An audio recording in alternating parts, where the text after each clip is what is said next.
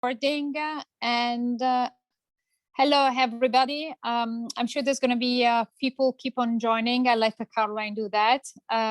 Welcome to our last new way of working webinar before the summer break. I'm Rosanna Burcheri. I'm the co-chair of the Smart Working workstream at the Diversity Project, and with me today is Tori Bertschy, IR and ESG manager for Square. Now, this year, our workstream has really pushed the agenda using the tailwind of COVID to make sure that more and more companies in our industry adopt flexible working. And when we talk about flexible working, we're just not talking about working from home. This webinar have been conceived really to give you guys a little bit of food for thought, but above all, tangible example of how companies are jumped on the occasion of addressing what is going to be the new way of working after COVID. And I thought that it can be a really great example for you all to have the evidence of Tori and of Square. You know, Square is a $113 billion US dollar market cap company quoted in the US. It's active in payment. It's what we call the fintech, based in San Francisco. So a little bit in the area that we have always in our industry scared that they're sort of sucking in all the good talent and all the millennial, because they sort of got it right in terms of the little ingredient of how to attract people, how to employ them, and what to offer to them. So I don't want to take any more of your time. I'll leave the floor to you, Tori. As I said, she's managing IR, but also ESG. So she's really on top in terms of all the topics that are very, very core and closer to the Diversity Project. Tori, the floor is yours. Thanks, Rosanna. Hey, everyone, Tori. I'm first going to go over a couple topics that we can talk about related to flexible working. The first will be just on the internal drivers and how we thought about it, then get into kind of the challenges that we faced, some positive takeaways, and then a little bit of the look forward in terms of what we may expect. So in terms of the actual initial push of working from home, so the distributed workforce model for Square was not something that was foreign to us prior to the pandemic, and actually it's something we've supported for years with Square employees who are working from around the world. But you can imagine in March 2020, what we had slowly been moving towards went to an extreme pilot phase overnight as we basically implemented a mandatory work from home policy due to the pandemic. And so moving an entire workforce to remote relatively overnight did pose some growing pains, right? How to effectively scale and run teams over video calls, how to scale your IT without folks being able to just walk up to a support desk, and how to also host, virtual community events such as Pride celebrations. And so later in 2020, we did announce that employees will be able to work from home indefinitely. So once offices reopen, with a few exceptions, such as in-house operation roles, most employees will have the option to work from home, work from the office, or do a hybrid approach, which means that they can do some days in the office and others at home. Now, in terms of the challenges that we faced across the business after moving to working from home, we quickly realized that the resources for success meant different things to different people. So managers, employees who might not have had the right resources, and also new employees. So for managers, our learning and programs team, they quickly pivoted to actually focus on drumming up ongoing tips to actually help managers with their distributed teams. So launching new leadership panels, being able to scale their virtual team, to like team building exercises for folks to use across the company. For actual employees working from home for the first time, you can imagine that most didn't have the resources they need to have a sustainable work environment, and probably could use some financial resources. So Square actually allowed employees $2 $500 stipends to full-time employees, along with new hires, to actually to actually buy things that could help them in this new environment. So for example, I bought a standing desk, right? That's something that if you know you're going to work from home for a good amount of time, and something that I had in the office, definitely would make my job more comfortable for me during the day, and would feel more like I was going into the office, and frankly didn't have a great desk setup at home. We also launched a monthly reimbursement program, so folks could expense up to $125 or their local equivalent for full-time employees for ongoing expenses like your internet or your utility bills. So again, another financial resource that made it much more feasible and flexible to be working from home. Now, as we've continued to hire, there's more than 500 current open roles on our career site. Teams have shifted to a complete virtual onboarding experience and a remote experience that allows folks who are coming onto the company, who are excited and prepared to kind of start their new roles. So have completely pivoted towards that. For our existing employee base, I would say that receiving information during this time was critical, right? And is very critical when you're not in the office and seeing regular folks all the time. And so our internal communications team has done a really good job in terms of rolling out new formats for everyone to actually stay informed and connected, including regular COVID-19 email updates. We use Slack internally, and so there's Slack channels that people can put questions in. And we also, during COVID, had our global all hands more frequently. So we had it every week for a significant amount of time. Now we've gone back to our monthly cadence. The one thing that I'll end on here is that it became pretty clear that for our communities, we have different community groups without the company that they could benefit from additional resources in terms of navigating challenges. And I think going forward, this will definitely be something that will be important as well. But things like resources for parents. So especially during COVID, our parents community chair would partner with our benefits team and would have resources in terms of what the CDC is coming out with, how to actually entertain your kids who are from kindergarten to 12th grade, parental benefits to be aware of, and then also a mental health resource doc, which obviously during COVID was something that was extremely important, but that will continue to be something that's extremely important, and something that Square definitely values is that there can be a burden of navigating mental health challenges for everyone, and employees should feel empowered to actually use these resources. One quick last thing in terms of kind of challenges that we've faced, and something that will continue to be ongoing, is that hearing from our employees is more important than ever, and is something that we'll continue to want to focus on. And so we typically survey our employees a few times a year globally about experiences that they're having at the company. At the beginning of COVID, we did do another survey that was separate from our regular programming to hear from employees about their experiences from working from home. You can imagine that surveys can feel pretty cumbersome if you're doing them more frequently, but this was something we felt would be value added, just given it's crucial to hear directly from them. And it has allowed us to actually be a little bit more data driven in terms of our decisions on what we're doing in this new kind of hybrid approach. And so those are the kind of the challenges that we faced. In terms of the takeaways going forward, I would say our approach right now is that we want our employees to feel most creative and productive as possible. And so the options that we're giving going forward will be the ability to work from an office or at home, or a combination of the two, given the employee. And once we go back to the option, the employee will have the chance to choose where they feel most creative. And so that can, like I said, can be a hybrid approach if they'd like.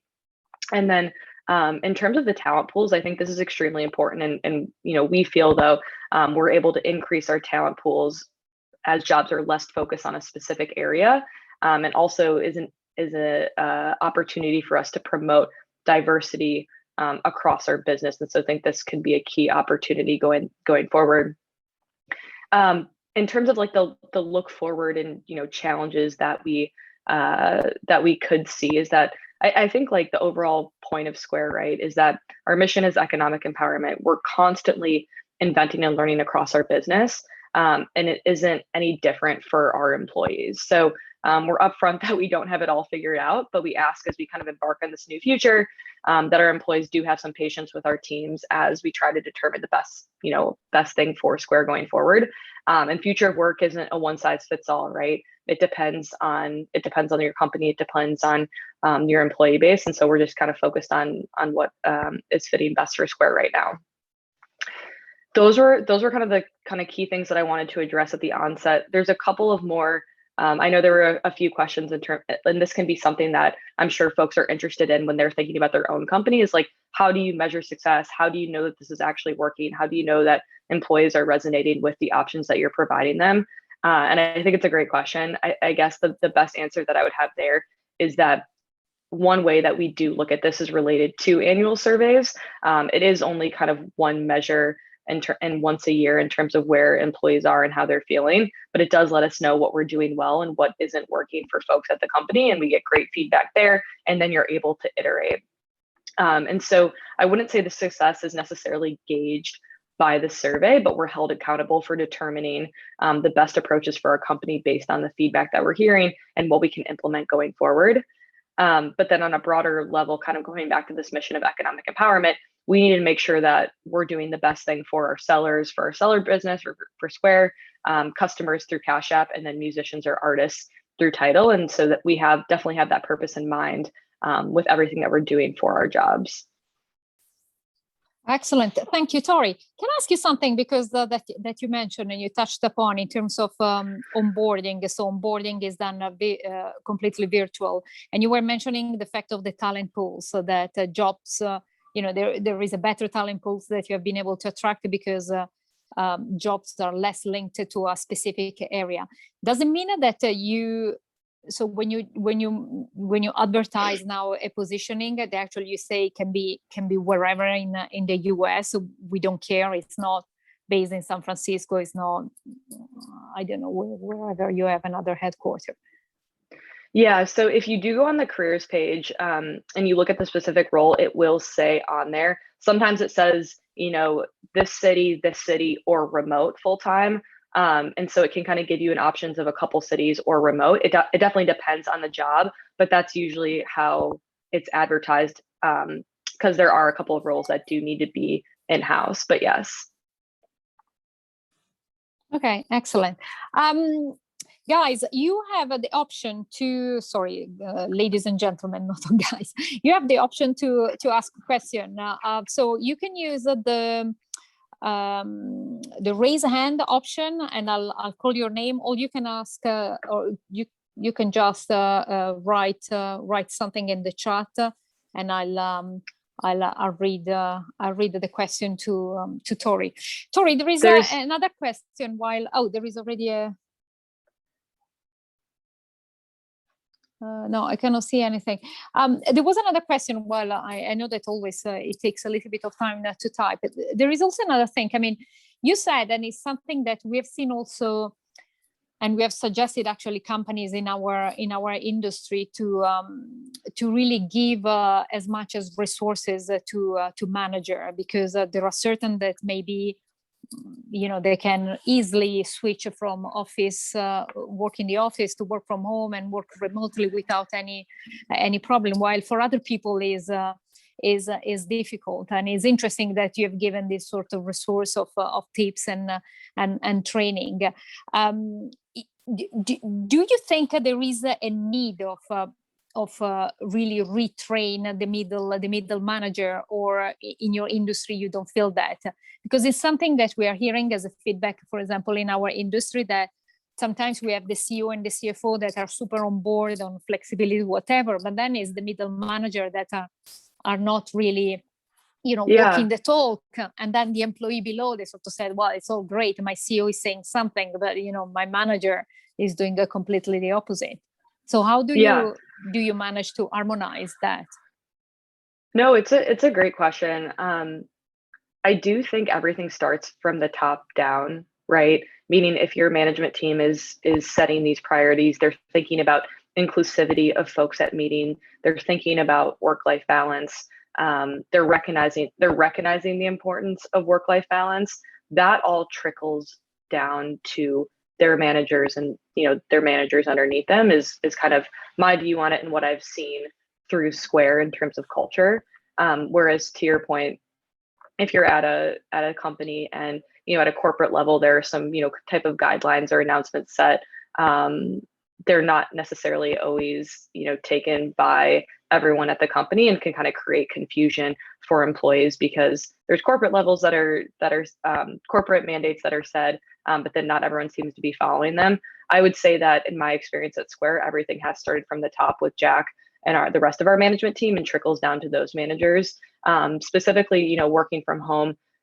And you've seen this across, the industry, a lot of burnout that happens, right? Because especially during the thick of COVID, most people weren't doing other social activities. And so they were just at home with access to work all of the time. And so I think at Square, we've really prioritized the importance of work-life balance, and making sure managers are equipped with the tools that they need to offer employees flexibility, in terms of, like I said, where they feel most productive, where they feel most creative, and also making sure they have resources like mental health docs, for example. One interesting thing that I would call out, that some of our managers have implemented at Square, which I think is really interesting, and has been something that's been pretty beneficial during COVID, is something called deep work weeks, right? And so basically what this is, and kind of the premise of how it started was, the 5 or 10 minute chat you might have with someone in the office historically became a 30-minute meeting in a virtual world, right? And so there's a lot of this Zoom fatigue or too many meetings that folks are having where they feel like they can't. And I think I've seen this, throughout many companies over the past year, but a lot of folks feeling like they have too many meetings and they don't have enough time to actually be doing deep, analysis or deep work and critically think about things without being interrupted. And so what deep work weeks are at Square are meeting-free weeks as much as possible, that happen about once a quarter. And so any one-on-ones, team meetings, weekly syncs are all canceled. And so it gives everyone the spaces to actually think, be strategic, dive into meaningful projects, take trainings that are all interrupted. And so we encourage folks to communicate with their business partners around when they won't be around, and not necessarily looking at Slacks or emails, given the time to actually dive deep into work. And so I think this has been pretty interesting. Different teams implement it on a different basis based on what works for them. But kind of before the week starts, you talk with your manager about the things that you're looking to accomplish, and definitely take that time to do that work, which I think in a hybrid world, in a virtual world, is something that's definitely really important. Oh, excellent. It's quite impressive. We should adopt that. I have another question. Please, guys, you can really write on the Q&A. And here there is one. That's an interesting. Is about the survey, Tori. Do you run them anonymously, and how do you deal with the negative comments? Yeah, so I personally don't look at the surveys because our internal communications teams are the ones that look at them. I'm not 100% sure, but what I can share is that they're segmented by, management lead. So, you can see based on each executive in their respective org, because you can make changes or you can implement feedback to specific teams related on the insights that they find in one area. So you wouldn't have it completely anonymous for the entire company, because there may be pockets or specific teams that are feeling more challenged than one another. In terms of the negative feedback, I would say it's something that, it takes into account. We definitely take into account, or our internal communications team takes into account, and also in terms of what they implement forward, we'll think critically about that, but we'll also kind of depend on the frequency and nature of those comments, right? If it's just a one-off compared to the 5,000 employees in the company, versus if it's a recurring trend, that definitely needs to be addressed. Excellent. And may I ask you something on one point that you touch in terms of the mental health and the parents' resources. Is this? I suppose a lot of these things they were already in place, before COVID, and surely COVID has sort of reinforced the importance. And I guess, I assume that, like in many other companies, there has been a positive feedback. You sort of realize actually there are more people that were in need of that thing. So, is it fair to assume that is something that the company, you and a lot of other companies in your industry, are sort of taking on board and making as part of the culture and of the better employment environment? Yes, definitely. I think that the actual burden of navigating mental health challenges during COVID, when there's a time of disrupted routines, social distancing, economic stress, health anxiety, like especially at the beginning, was something that folks were really grappling with. But I do think in general, mental health and prioritizing that has been something that's been made more mainstream in a good way, to recognize that these are challenges that a lot of folks are dealing with. And so as part of our benefits as well, we do have optionality for folks to use a resource around mental health as well, and something that we definitely want to be prioritizing. And in terms of speaking with your manager as well around I need to take a mental health day, I feel stressed out, something like that. That's a conversation that you can have with your manager, just to kind of decompress and really just take time, which I think this past year and a half has just shown complete resilience by people who've had to change, basically change their entire lifestyle. And so it's something that, kind of to your point, in terms of, it probably wasn't as recognized beforehand industry wide. And now with COVID and after, it's more normalized in terms of people talking about it and needing resources for it. And so I think, Square's done a great job of providing those resources for folks who do want to take advantage of it. Is there the willingness of the company also to monitor, as probably you guys in the States, you're going back to normal a little bit quicker than we are doing in London and in Europe, to monitor actually if the take-up rate in terms of really hybrid working is more made by women than men, or you don't wanna look at it? Yeah, we haven't shared specifics related to that in terms of just because we haven't actually seen folks return to the office yet. And so it's kind of hard to know what that uptick will be. In terms of the surveys that we've run, most employees do want to return a couple days a week. So that's what we've shared right now. But again, it remains to be seen based on when folks actually do go back to the office, how that works. But it's something, you don't need to share any statistic with that. But what I'm interested in is something that the company is sort of aware.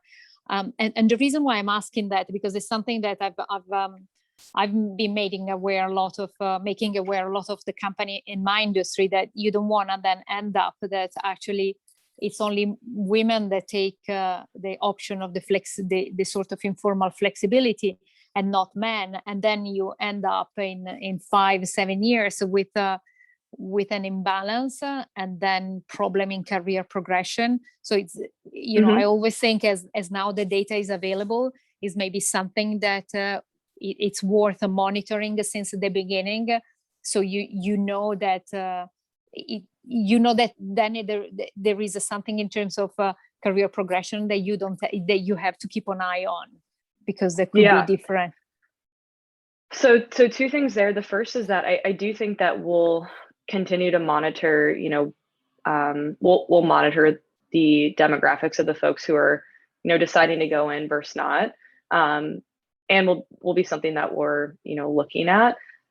But I don't believe that Square's view on career progression is based on folks going into the office. And that's why what we've said is that we want our employees to feel, we want them to feel productive. We want them to feel creative, and that could be at home, but that could be in the office, and that shouldn't hinder any career progression because of that. And so that's what I would point to more than looking to see who's actually coming into the office, because theoretically, based on our new policy now, that shouldn't matter. That's interesting, because it's practically written black and white in terms of a policy for the company. Yeah. Okay. Excellent. Does anyone has any question for Tori?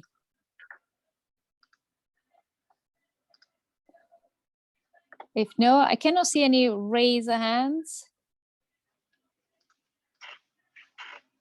Well, if that's the case, I've exhausted all my questions. Thank you very much, Tori, for sharing what you guys are doing on the East Coast, and sorry, on the West Coast and not on the East Coast. Getting mixed with all this time zone. I really appreciated the time. I know that it's quite early for you, and yes, another Zoom.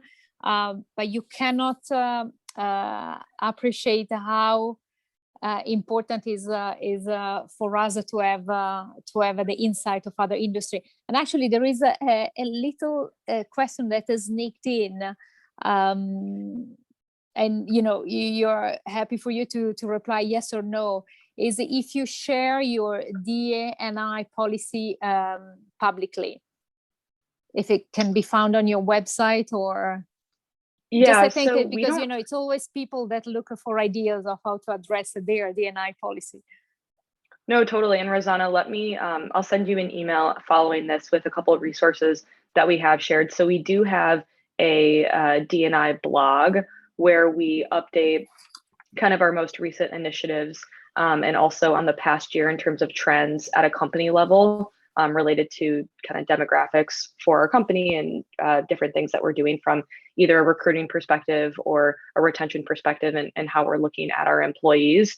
And then in our corporate social responsibility report, which goes out on an annual basis, we do share similar metrics related to that. We haven't set any formal targets in terms of what we're setting for the company, but we definitely look at census benchmarks to see where the rest of where other companies are, and definitely look at targets from what other companies are setting as well, but don't necessarily have a formal policy. But there definitely are some good resources that we've shared. So Rosanna, I'll send you an email, and if you want to follow up with any of the folks as a resource for them to look at. Yeah, and thank you, Francine, and I'll follow up with you with the resources that Tori is gonna send me. Well, we are off with the 30 minutes. Thank you again, Tori, on behalf of the Diversity Project, on behalf of all the people that were listening to the webinar. And well, I hope to see you soon. Bye. Awesome. Thank you. Thanks, everyone. Bye. Bye.